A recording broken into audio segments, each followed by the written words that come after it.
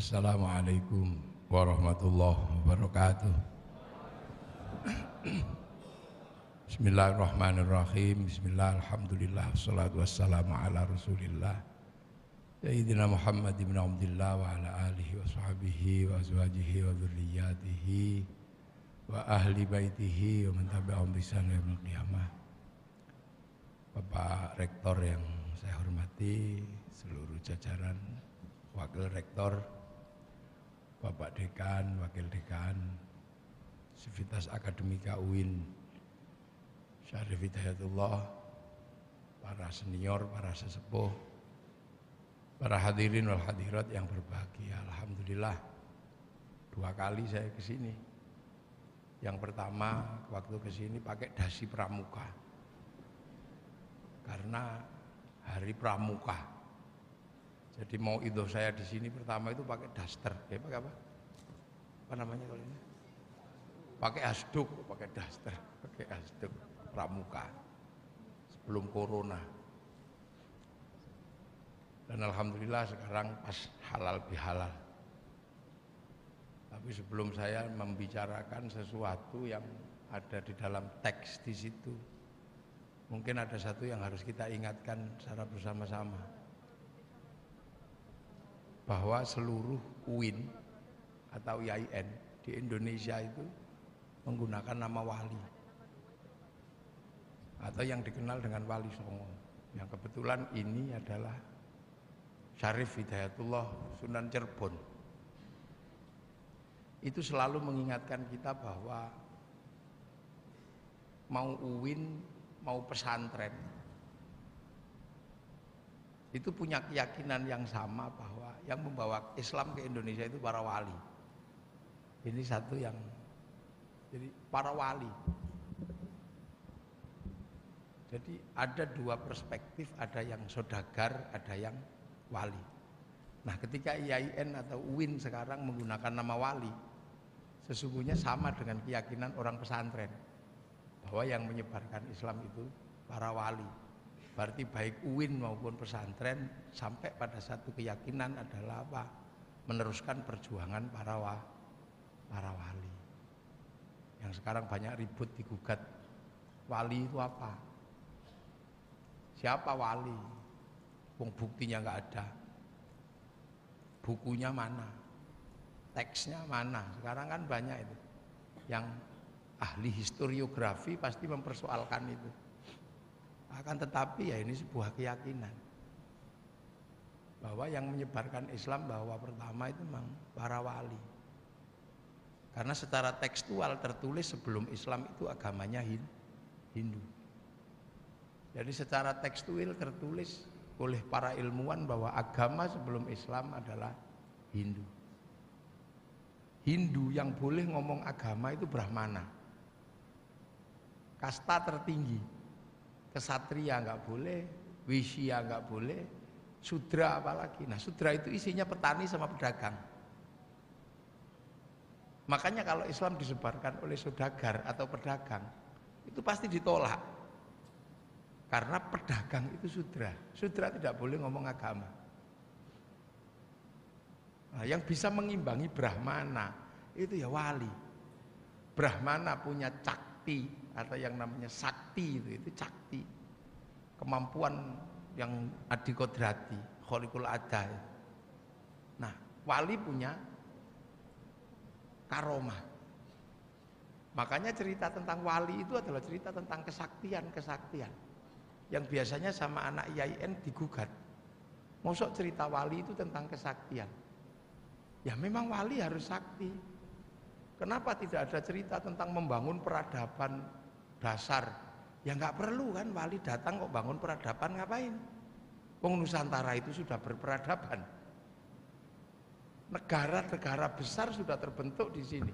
Sistem ekonomi sudah terbentuk, sistem peradaban sudah terbentuk. Jadi nggak perlu lagi bangsa ini diajarkan cara dasar menjadi manusia.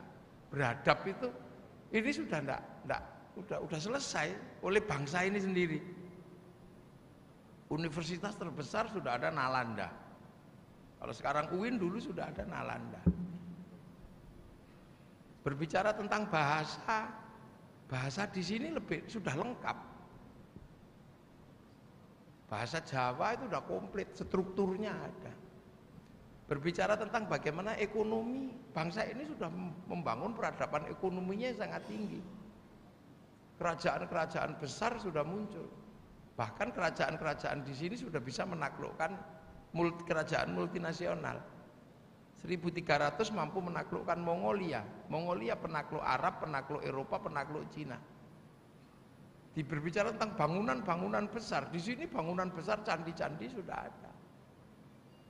Diceritani surga, orang sini juga nggak terlalu tertarik karena surga itu airnya mengalir, di sini air di mana-mana. Diceritani surga itu buah-buahan, di sini buah-buahan berlimpah. Diceritani tentang minum sungai, minum susu, sini nggak suka minum susu. Diceritani surga itu banyak perempuannya, orang sini nggak terlalu tarik dengan perempuan yang banyak. Kalau di Arab perempuan ini inferior, kalau di sini perempuan superior. Loh ya, struktur budayanya. Di sana berburu perempuan, berperang perempuan, mempertahankan klan. Berburu laki-laki, mempertahankan klan laki-laki, berperang laki-laki, bekerja laki-laki. Kalau di sini berburu ya bisa perempuan. Bahkan sebagian besar pekerjaan dilakukan oleh perempuan. Makanya perempuan di sini tinggal mati, laki-lakinya aman. Nah, itu yang menyebabkan perempuan itu independen di sini. Makanya gerakan perempuan di Indonesia juga capek, mengajarkan feminisme, mengajarkan gender juga capek. Karena perempuan di sini sudah mandiri. Jadi sudah komplit bangsa ini. Yang dibutuhkan cuma satu, memindah ketuhanan itu aja. Nah, ketuhanan di sini dikuasai oleh Brahmana. Brahmana ini sakti betul. Gini berubah sakti. Wali punya karomah.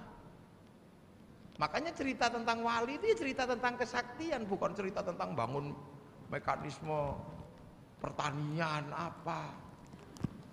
Kan aneh kalau kemudian ada cerita dulu Pak Hasanus Simon pernah menulis tentang bahwa wali itu ada yang ahli pertanian. Itu dari mana? Dari Gujarat. Gujarat itu bukan daerah pertanian. Bagaimana bisa menghasilkan ulama pertanian? Ulama pertanian itu ya Indonesia, karena Indonesia itu sawah. Perdagangan nggak masuk. Wong pedagang itu sudra. Nah inilah sebenarnya wali itu mengimbangi. Cuman wali itu kalau bekerja memang tidak lumrah. Struktur sosiologi, antropologinya tidak tersebutkan, tapi hasil kerjaannya ada. Karena wali itu kalau bekerja itu kan download, browsing. Di Al-Quran disebutkan wali itu la khaufun alaihim walahum yahzanun. Kenapa orang bisa tidak punya takut, tidak punya kekhawatiran? Karena qalu rabbuna wa tsumastaqamu tatanazzalu alaihimul malaikah alla takhafu wala tahzanu. Jadi orang yang istiqomah menyebut asma Allah. Qalu rabbuna wa tsumastaqamu, ada yang 25 tahun, ada yang 3 tahun, Sunan Kalijaga. Itu kalau dalam bahasa sekarang itu download. Download kemana? Ke cloud-nya Allah. Jadi Allah itu di dunia ini punya cloud, punya harddisk besar. Ketika Rasulullah naik itu ditunjukkan, ini loh cloudku, tempat di mana pusat data seluruh dunia itu ada di sini. Namanya Lauhil Mahfud. Orang Yahudi Nasrani menyebut tabut Sulaiman. Orang Yunani menyebut kotak Pandora. Nah kalau orang Jepang menyebutnya kantong Doraemon. Ada itu disebut. Ini lauh ini. Nah, wali-wali itu qalu rabbuna Allah tsumastaqamu download. Makanya wali-wali itu punya paketan data yang gede. Ngerti, ini program ini nanti mau jadi apa. Jadi sudah tertulis di situ dan itu di-download sama para wali. Nah, kita ini kan nggak pernah download, makanya kita ini selalu takut, selalu khawatir karena kita nggak ngerti program hidup kita itu seperti apa. Wali tahu. Karena kita kalau diajak download capek.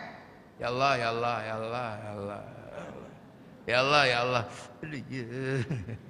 Ya Allah, ya Allah, lama. Nah, itu wali itu download. Nabi Muhammad 15 tahun naik turun Gua Hira.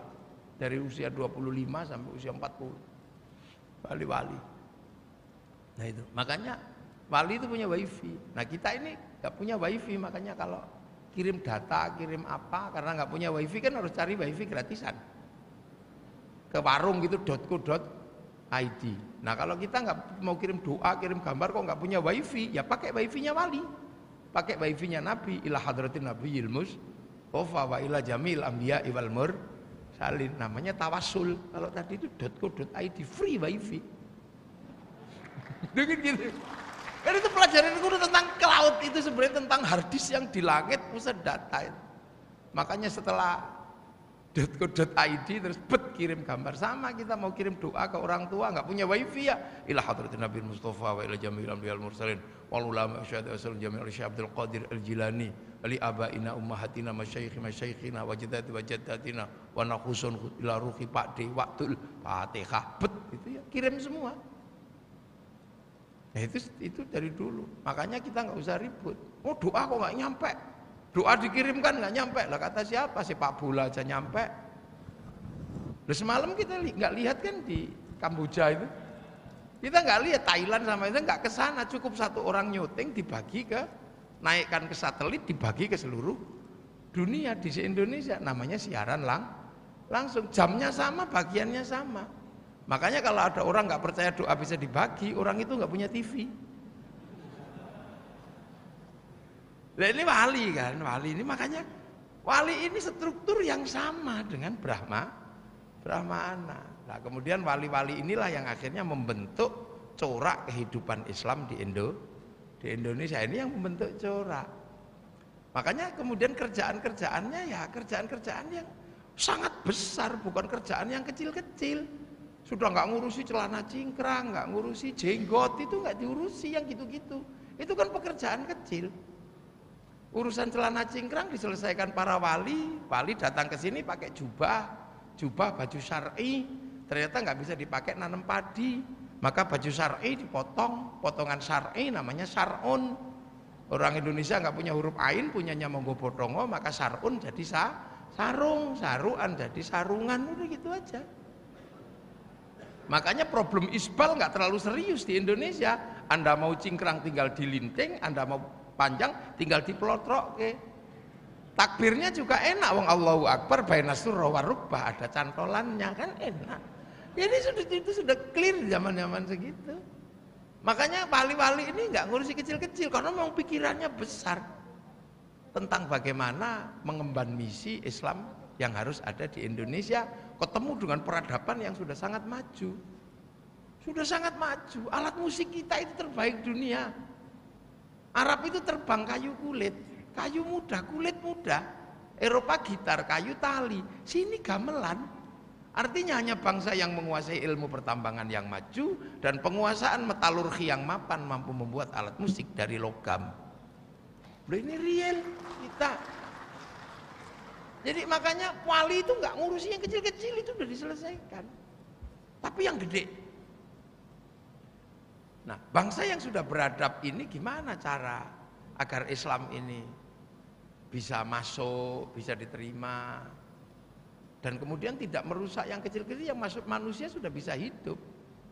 Cina itu peradabannya keramik, di sini logam. Makanya ketika Cina datang ke sini bawa keramik, nggak laku di Indonesia. Ya dibuang di sungai-sungai itu. Orang bangsa logam kok dijuali keramik, kan kelasnya kalah. Jadi jangan dikira bahwa keramik itu lebih baik dari logam. Kita bangsa logam. Makanya Mongolia kalah karena kita bangsa logam. Nah ini bangsa-bangsa.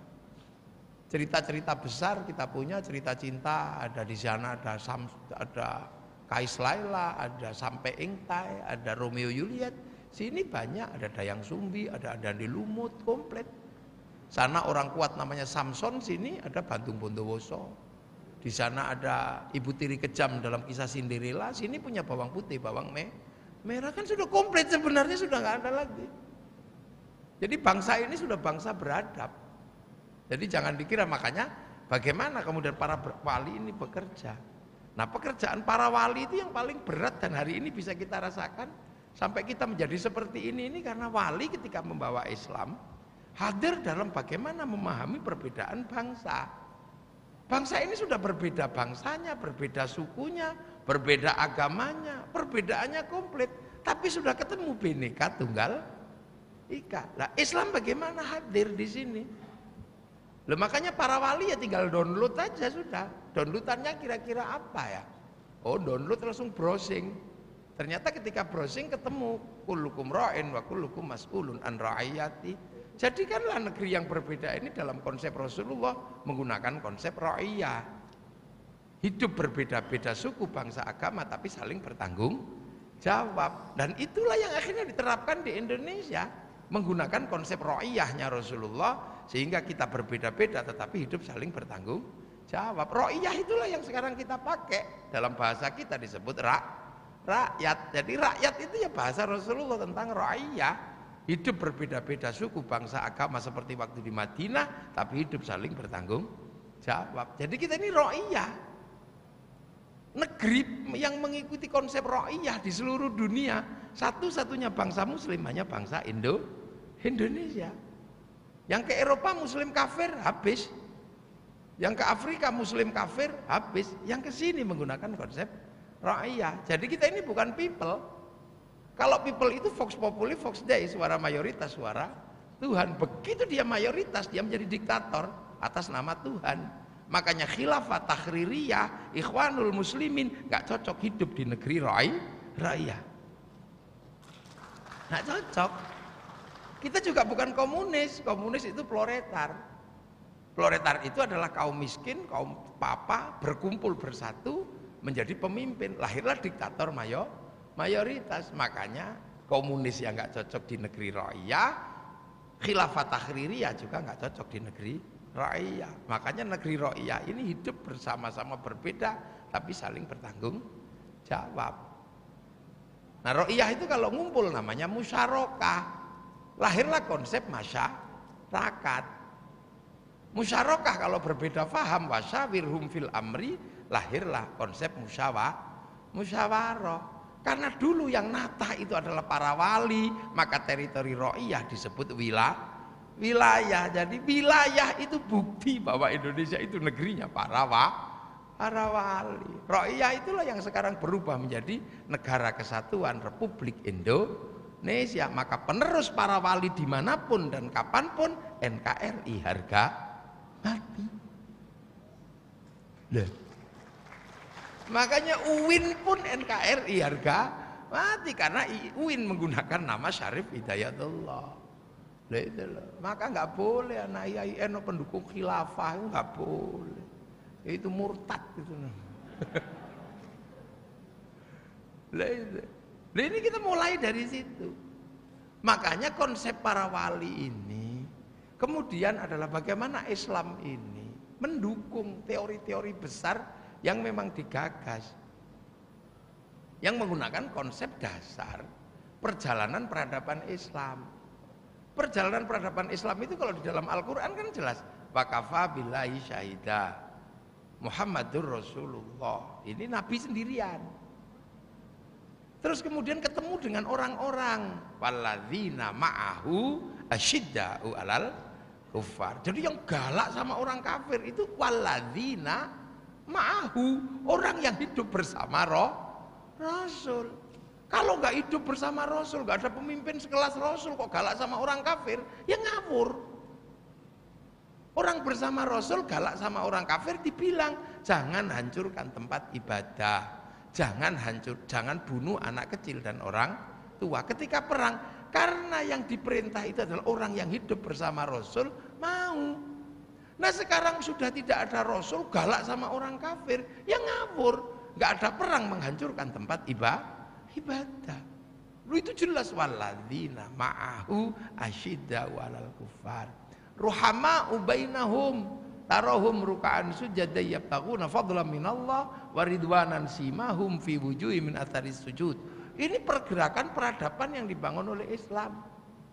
Setelah itu apa? Mathaluhum fit Taurat wa mathaluhum fil Injil kazar'in, seperti tanaman akhraja syat'ahu fa'azaru, yang harus bergerak ke semua wilayah, itu seperti tanaman. Lah bagaimana menanam Islam di negeri yang berbeda? pasti coraknya beda. Yang ditanam apa? Yang ditanam itu ya 65 itu rukun iman, rukun Islam itu nggak pernah boleh berubah. Mau apapun ketika menyebut Islam, ya antuk minabillahi wa malaikatihi wa kutubihi wa rasulihi wal yaumil akhir wa bil qadri khairi wa syarri minallahi ta'ala. Mawal Islam anta syahada an la ilaha illallah wa anna muhammadar rasulullah wa tuqimus sholata wa tu'tiyaz zakata wa tasuma ramadhana wa tahujjal baiti man istata'a ilaihi sabila. Itu pokok, gak bisa diganti. Syahadat yaitu, kitab yaitu, ketambahan apa ya gak bisa. Wa rasulihi, ketambahan musaddiq ya ketahuan. Oh bukan.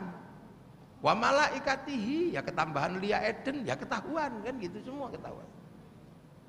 Sholat juga sama, haji di negeri manapun tetap harus ke Baitullah. Walillahi 'alan nasi hijjul baiti, ya sana. Nah ini nggak bisa dirubah. Tapi bagaimana cara menanam? Ya hiduplah di daerah yang berbeda. Beda lah, itulah makanya di sini itu ditanam. Makanya kayak saya mestinya Syekhun Ustadzun ditanam di sini ya jadi kiai. Kiai harus berbagi dengan Kiai Kebo, Kiai Slamet, Mbak Kiai Pleret. Syekhun Ustadzun musola berbagi dengan langgar. Itu. Saum Ramadan berbagi dengan puasa. Padahal puasa itu adalah upawasa. Tidak makan, tidak minum, tidak menyentuh perempuan, persiapan muksa. Itu orang Hindu namanya upawasa. Kok ada ajaran nggak makan, nggak minum, nggak menyentuh perempuan kok kayak upawasa? Maka Syahrul Siam disebut bulan puasa. Nyembah Sang Hyang ya sudah ada. Makanya kemudian sholat menggunakan nama sembahyang. Sama kayak sekarang. Motor itu sudah ada, dulu namanya Honda. Maka walaupun Suzuki datang belakangan disebut Honda. Hondamu apa? Suzuki, ya gitu. Hondamu apa? RX King. Sebelum ada Indomie sudah ada Sarimi, maka Indomie ikhlas disebut Sarimi. Sebelum ada Shimizu sudah ada Sanyo, maka seluruh produk pompa air disebut Sanyo. Ya terserah mau dianalisis secara epistemologinya bagaimana, monggo yang sekolah. Tapi fakta sosialnya begitu. Ibu-ibu ya terserah mau dianalisis kayak apa. Seluruh kalau lebaran itu bungkusnya kongwan, isinya bisa rengginang, bisa wacek, bisa apa. Nah ini. Nah makanya proses ini akhirnya berjalan, konsep ro'iyah ini berjalan. Nah bagaimana menjaga Islam dalam konsep ro'iyah, musyarakah, musyawarah. Nah inilah makanya kemudian Islam ini di sini hadir menjadi bagian dari sosial kemasyarakatan. Islam tidak semata-mata jadi tidak ada kemudian di sini walaupun UIN itu, walaupun Islamnya negeri, tidak kemudian ada Islam swasta, nggak ada. Ya Islam negeri ya, perguruan tingginya Islamnya tetap Islam sama aja, nggak ada kemudian Islamnya negeri, Islam swasta itu nggak ada. Yang ada itu ayam negeri sama ayam swasta. Nah itu. Nah, makanya kemudian penerus para wali ini bagaimana membawa misi Islam ini selalu hidup bersama masyarakat, bersama musyarakahnya itu, bersama ro'iyahnya. Itu yang dijalankan. Nah, wali-wali ini membangun itu sehingga dengan konsep ro'iyah yang tadinya raja, hamba, kawula, gusti, lebur. Yang kawula boleh menyebut diri kulo, yang hamba sahaya saya, yang Sunda abdi, yang pukulun dewa diturunkan menjadi ulun di Kalimantan. Nah, ini proses sosialnya luar biasa. Sehingga kemudian nggak ada yang lepas dari kehidupan kemasyarakatan. Jadi akhirnya Islamnya dijaga. Puasa sebagai rukun Islam ya dijaga oleh proses sosial. Nah proses sosial menjaga puasa itu ya salah satunya ada halal bihalal, ada mercon, ada kolak, ada itu. Roda ekonomi bersama masyarakat berputar. Jalan, sholat ya hidup bersama masyarakat. Tidak pernah meninggalkan masyarakatnya. Makanya orang di Indonesia itu memahami ahli sunnah wal jamaah itu ya sunnah harus hidup bersama jamaah. Makanya sholat di sini aja yang selalu bersama masyarakatnya. Kalau masyarakatnya di kampung, ya sholatnya mundur. Mestinya zuhur 11:30 bisa mundur jam 2:30 atau jam 2. Kalau sudah jam segitu belum datang, ya pujian. Robbana ya Robbana. Udah capek nunggu, tombo hati, kan nambani hatine dhewe udah capek. Kalau udah nggak tahan baru marah, diuruki anjang baru marah. Loh, itu proses sosial. Haji ya menggunakan proses sosial. Latihan dulu di lapangan, namanya manasik pakai triplek, walimatus safar. Boleh, jadi dia selalu hidup bersama masyarakatnya. Selalu begitu.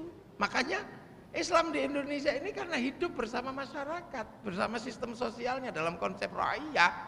Maka Islam itu jalan di mana-mana tanpa ada struktur dalam pengertian negara.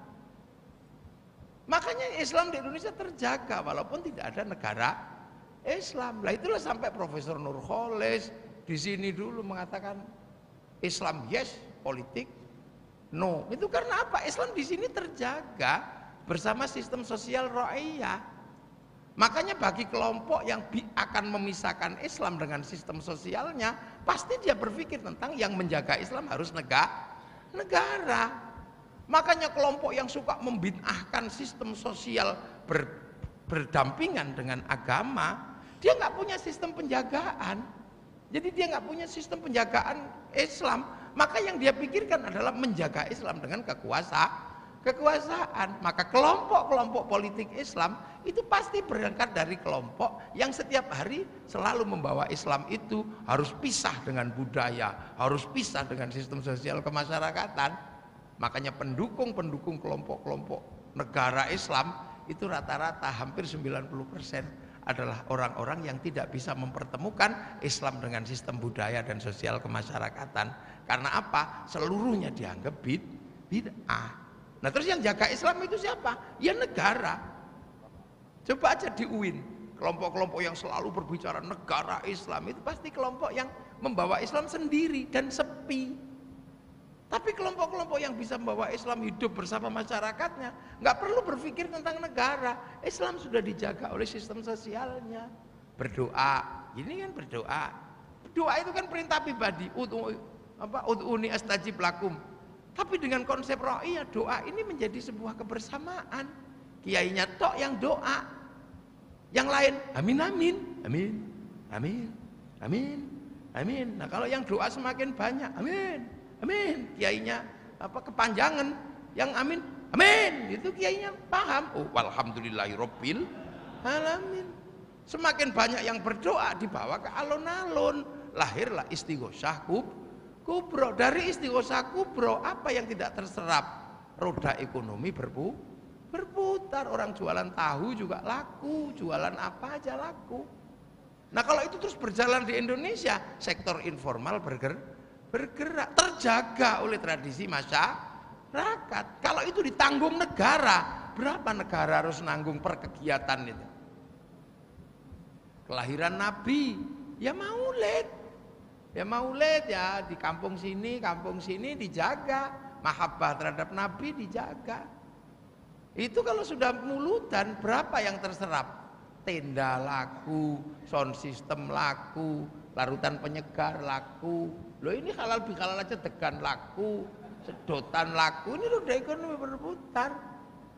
Itu di setiap tempat. Kalau itu kemudian dihilangkan dan ditanggung oleh negara, kuat nggak negara itu menanggung itu semua? Bagaimana proses sosial kemasyarakatan keagamaan, membangun kerukunan, menyedot roda ekonomi, nggak kuat negara. Tapi di Indonesia jalan, sehingga tanpa investasi pasar tetap bergerak. Loh ini kan Indonesia, konsep ra'iyah ini. Itu terus sholawatan kemana gitu. Itu kalau sudah sholawatan sepanduk laku, slayer laku, sampai gagang pancing itu laku untuk gini-gini.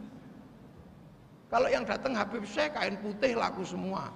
Kalau yang mafia sholawat kain hitam semua laku. Nah, ngurus orang mati semua berputar 3 hari, 4 hari, 100 hari.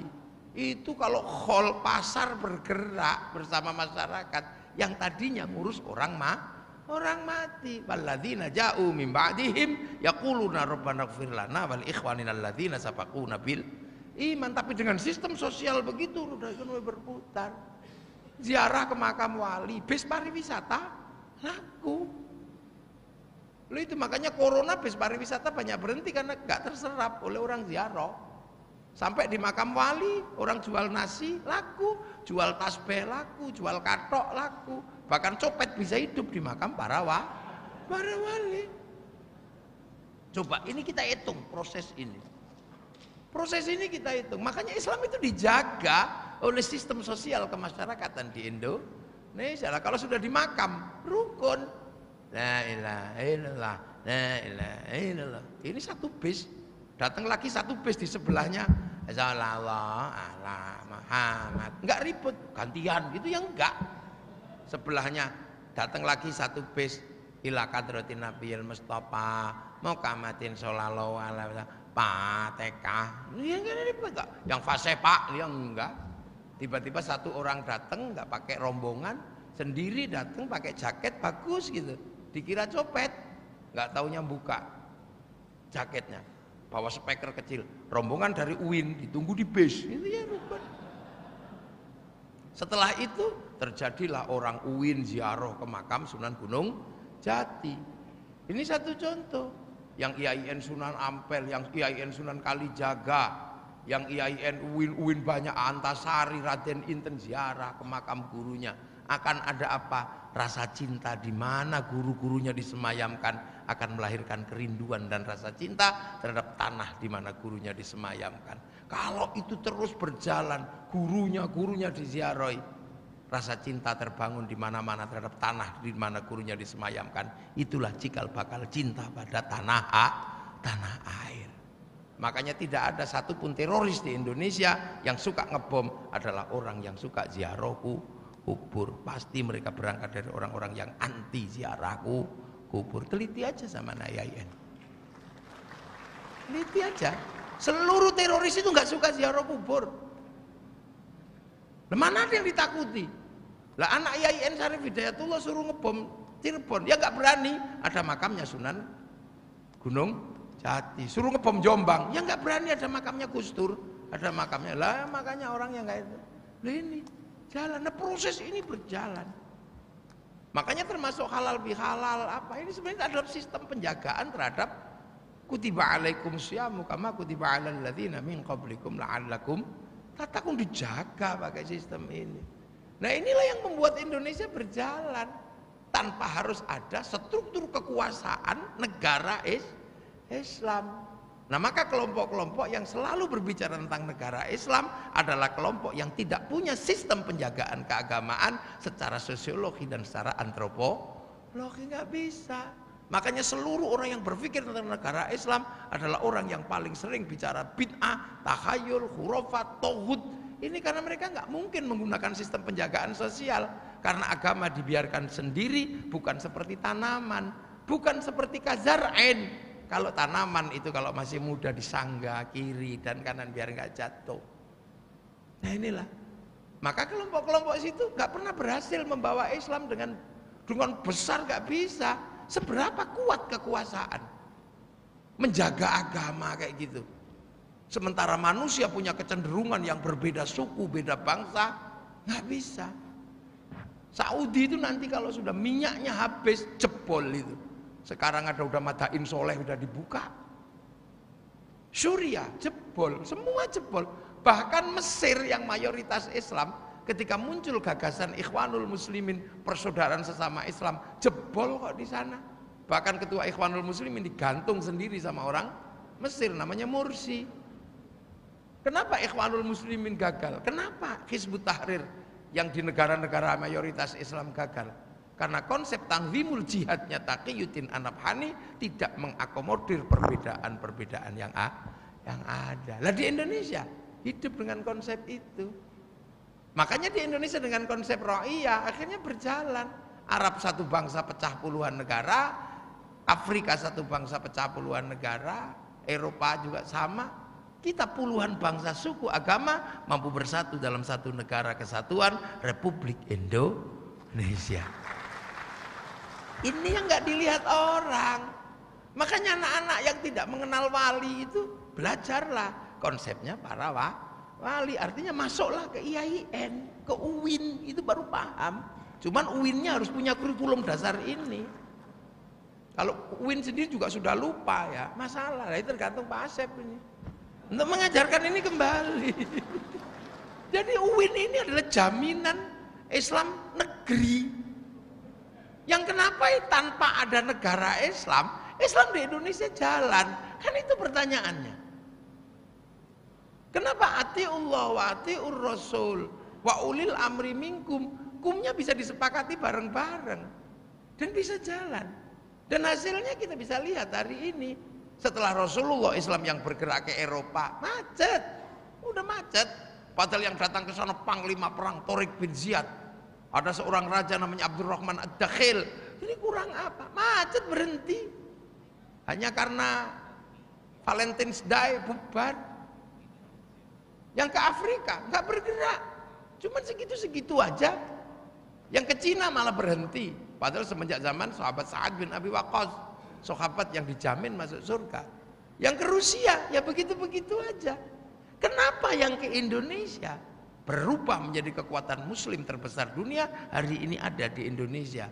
Orang sholat paling banyak Indonesia, orang baca Quran, apal Quran paling banyak Indonesia, masjid paling banyak Indonesia, bahkan orang haji terbanyak ada di Indonesia. 60 tahun antri, mana ada kalau enggak Indonesia. Nah, ini sesuatu yang ada, the real, this empiris. Sing liyane kan tuh. Loh, makanya sampai Amerika aja membayangkan itu. Bagaimana kekuatan tradisional di Indonesia mampu menjaga Islam tanpa struktur. Sampai akhirnya Sayyid Hussein Nasr menulis Islam tradisional in modern world. Itu kan masih ada. Kan bisa kita baca bareng-bareng. Sampai bagaimana kemudian orang Eropa, orang Mesir, orang Timur Tengah membayangkan ini harus ada sesuatu yang dimulai agar Islam tidak jumud. Harus ada apa? Harus ada dekonstruksi syariah. Karena syariat yang ada menghasilkan kejumudan. Lahir Abdullahi Ahmad An-Naim nulis itu. Lahirlah kekuatan-kekuatan, ada Muhammad Iqbal, ada tulis besar, Fazlur Rahman, pemikir-pemikir. Gini di sini kenapa? Ya karena di sini sudah jalan, ngapain dipikirin panjang-panjang? Orang Islam Nusana kan bagaimana Islam kuat ini, udah enggak. La ilaha illallah, la ilaha illallah. Itu aja cukup. Roda ekonomi berputar. Loh, ini di Indonesia. Nggak tahu itu adik saya itu yang mau jadi profesor, sahabat Gun ini. Ini. Jadi kita di jalan. Yang kiai jalan dengan pesantrennya, yang profesor jalan dengan UIN-nya. Yang tidak pernah berpikir Islam harus dijaga oleh negara Islam. Cukup Departemen Agama, cukup di Indonesia. Karena Islam yang dibawa bergerak, saling mengikat. Dan kiai-kiainya juga tahu diri. Agama itu susah dibatasi karena selalu mengatasnamakan Tuhan. Apalagi kalau orang sudah berbicara agama, pasti menangan. Saya aja yang diundang halal bihalal menangan kok. Ngomong sendiri nggak ada yang bantah. Tapi saya termasuk kiai yang nggak sakti, bisa diinterupsi. Nah, siapa kiai yang ustadz yang paling sakti? Kalau sudah khutbah Jumat, itu nggak ada lawannya. Makanya agar orang khutbah itu nggak ngawur, kiai-kiai kasih syarat, kamu mesti baca teks, kamu mesti pegang tongkat, karena kalau kamu baca teks pasti santun. Wong itakullah, lepas teksnya ditiup kipas angin bubar. Bawa tongkat pasti ya itakullah, nggak mungkin lepas gini, lepas tongkatnya. Loh, makanya orang-orang kalau khutbah bawa tongkat santun. Begitu tongkat dibid'ahkan, teks dibid'ahkan, lepas semua saudara Jokowi, ya begitu. Loh, ini kan problem sosiologi, antropologi yang udah diselesaikan di Indonesia. Makanya begitu menggunakan mimbar untuk kampanye, untuk apa, masjid, ya lepas gini enak. Oh, nggak ada tongkatnya lah. Kalau tongkatnya itakullah, bisa. Loh, itu santri itu menjaga negeri. Sehingga konsep ro'iyah, konsepnya jalan. Gitu loh. Dan itu tuh rukun. Makanya dengan cara-cara yang sederhana, makanya penjenengan kalau bikin kerukunan di sini gak ada masalah. Ziarah aja ke makam Sunan Cirebon, ziarah situ, selawatan, mesti rukun sama, nggak rukun hanya dengan sivitas akademika, rukun dengan penjual tahu, rukun dengan apa, rukun semua. UIN akan dimiliki oleh semua orang, karena semua orang akan datang ke UIN ikut sholawatan, dari yang jual tahu, dari yang jual slayer, dari yang jual gagang pancing, sampai copet juga mungkin rukun datang. Duh. Jadi jangan dilihat kemudian, oh ini bid'ah. Lah kalau Anda bid'ahkan semua, maka Islam akan menjadi tersendiri. Jadi Islam sudah nggak punya daging. Makanya kalau Islam sudah nggak punya daging, nggak punya apa, tinggal tulangnya aja. Ya sudah, kalau masak nggak ada dagingnya, ya micinnya aja yang diperbanyak.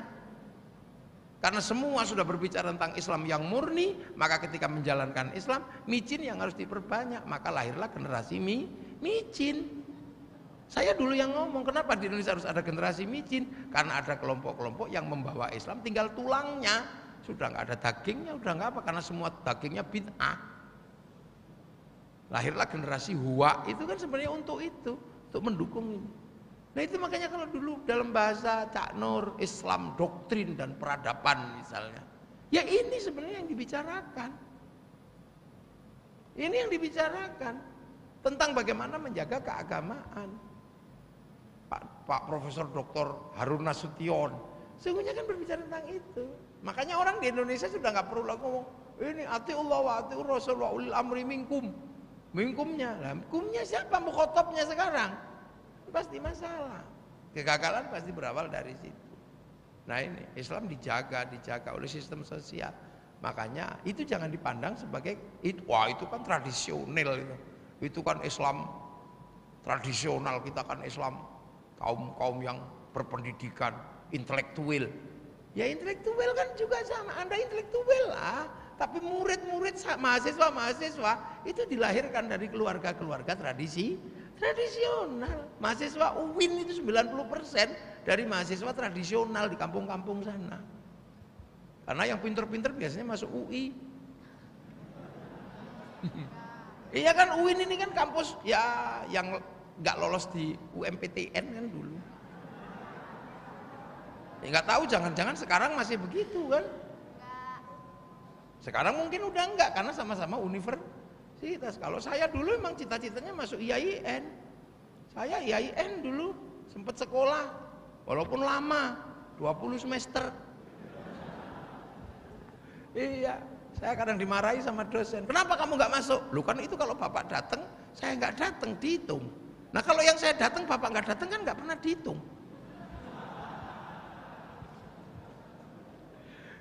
Jadi nama-nama wali itu sesungguhnya kenapa disematkan di Universitas Islam Negeri?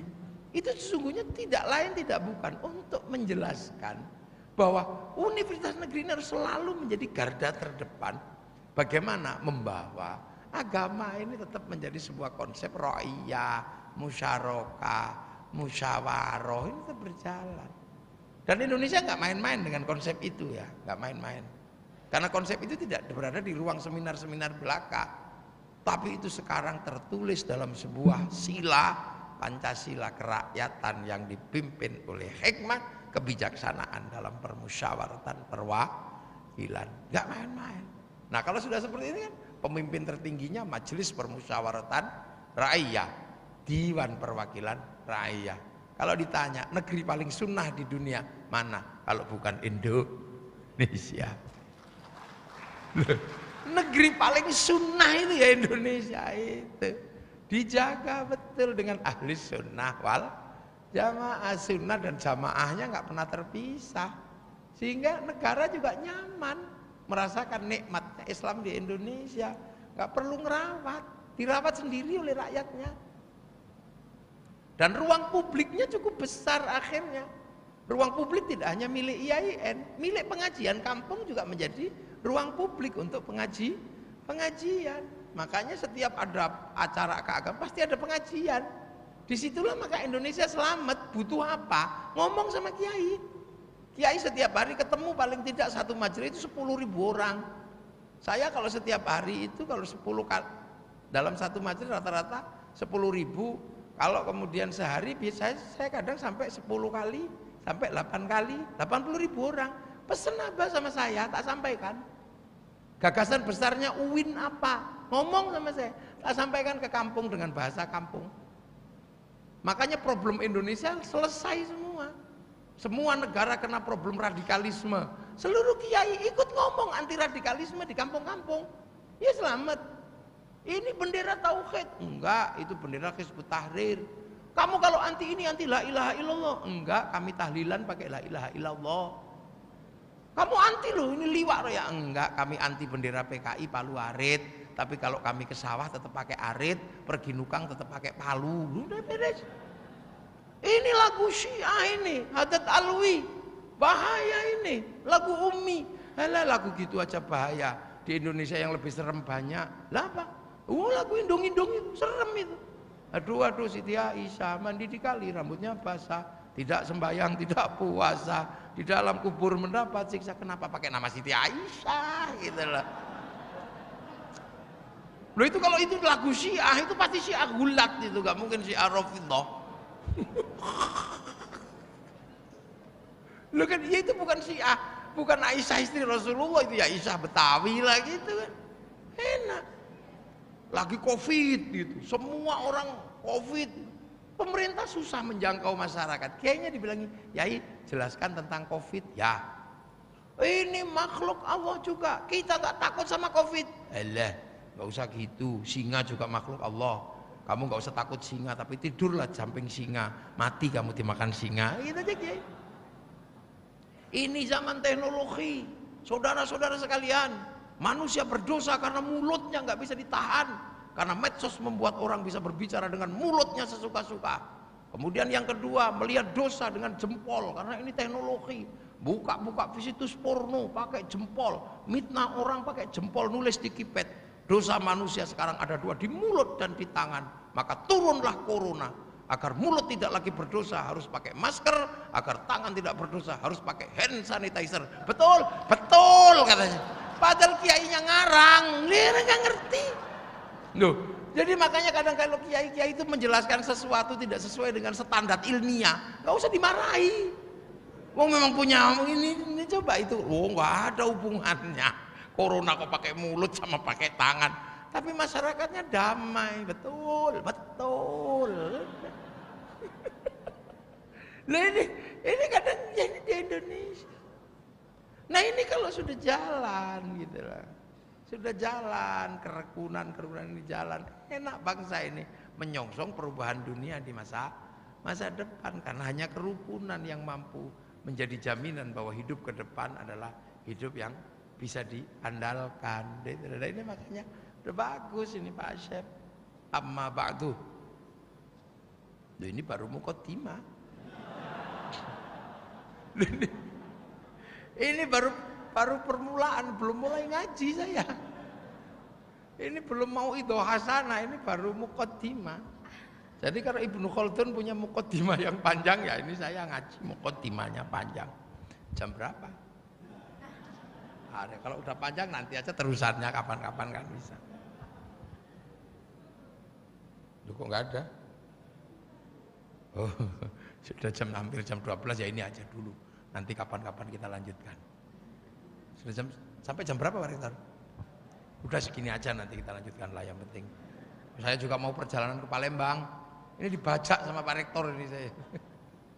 Saya perjalanan dari Jogja mau ke Palembang karena mau ke Jambi terus ya ada di transit dulu sebentar di UIN. Ya insya Allah.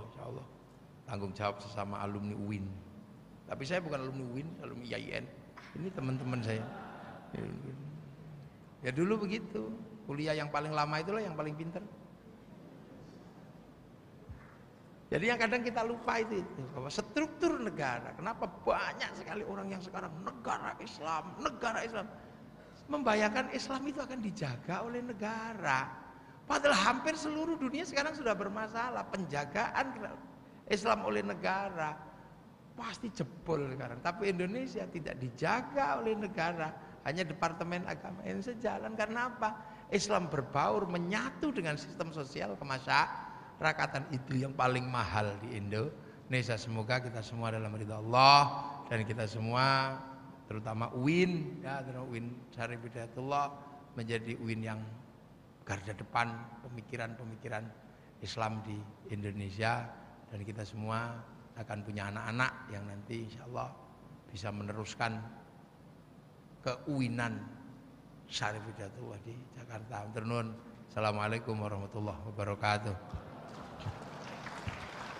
Dungo betul. Dungo betul. Bismillahirrahmanirrahim. Alhamdulillahirabbil alamin. Hamdan na'imin hamdan syakirin hamdan yuwafi ni'amahu wa kafi'u mazidah.